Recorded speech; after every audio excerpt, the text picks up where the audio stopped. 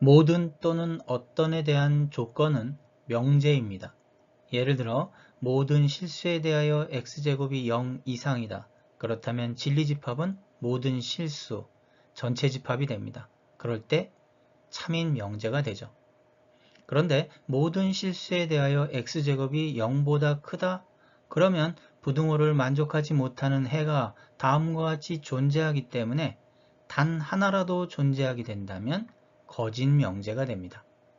그래서 모든은 모든 대상에 대하여 성립할 때 진리집합이 전체 집합일 때만 참입니다. 이번엔 어떤 실수에 대하여 x제곱이 0 이하이다. 그러면 부등식을 만족하는 해가 다음과 같이 단 하나가 존재해도 이때는 참인 명제가 됩니다. 그런데 어떤 실수에 대해서 x제곱이 0 미만이다. 이때 진리집합은 부등식을 만족하는 해가 존재하지 않게 되죠. 즉 공집합일 때는 거짓 명제가 됩니다. 그렇다면 어떤 실수에 대하여 x제곱이 0 이상이다. 그러면 진리집합은 실수 전체 집합이 되죠. 이때도 참인 명제가 됩니다.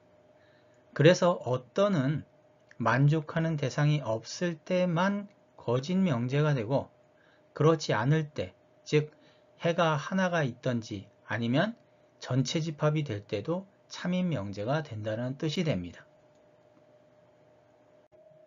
전체 집합에 대하여 다음 명제의 참과 거짓을 판별하시오. 1번 모든 x에 대해서 마이너스 x가 전체 집합의 원소이다.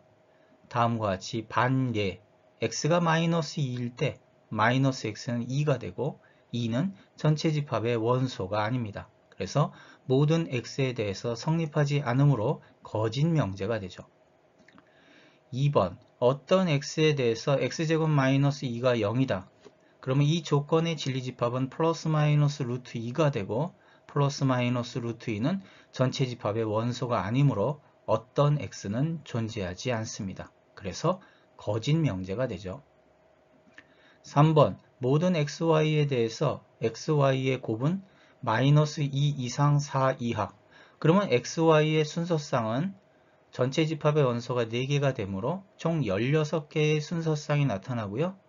거기서 x와 y를 곱했을 때 최소값은 마이너스 2 곱하기 1일 때고 최대값은 마이너스 2 곱하기 마이너스 2가 되므로 모든 xy에 대해서 성립하므로 참인 명제가 됩니다.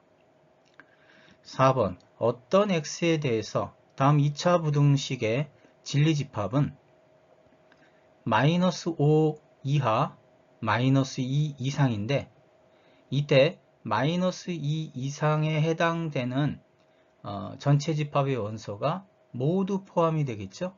그래서 어떤 x는 결국 전체 집합이 되고 전체 집합이 된다는 얘기는 어떤 x가 있다는 뜻이 되므로 참인 명제가 됩니다. 5번 어떤 xy에 대해서 조건은 원의 방정식이고 중심의 좌표는 1,1 반지름은 루트 10인 원이 될 테고 그 원 위에 어떤 xy 자, 이 어떤 xy는 앞에서도 말한 대로 총 16개의 순서쌍이 나타나게 됩니다. 그럼 먼저 좌표 평면에 원을 나타내고요. 그리고 xy 순서쌍을 일단 한번 다음과 같이 마이너스 2, 마이너스 2, 마이너스 2, 마이너스 1, 마이너스 2, 0, 마이너스 2, 1 이렇게 해서 좌표 평면에 다음과 같이 나타낼 수가 있겠죠. 통일한 방법으로 16개의 순서쌍을 좌표 평면 위에 나타내 보면 원 위에 있는 점이 2개가 나타나게 됩니다. 바로 이 두 점이 바로 어떤 xy가 되고요. 그 어떤 xy가 존재하기 때문에 다음 명제는 참인 명제가 됩니다. 여기서 우리가 하나 더 참고로 알아봐야 할 것은 원의 중심에서부터 한 칸 한 칸 거리에 있는 거리는 루트 2가 되고요.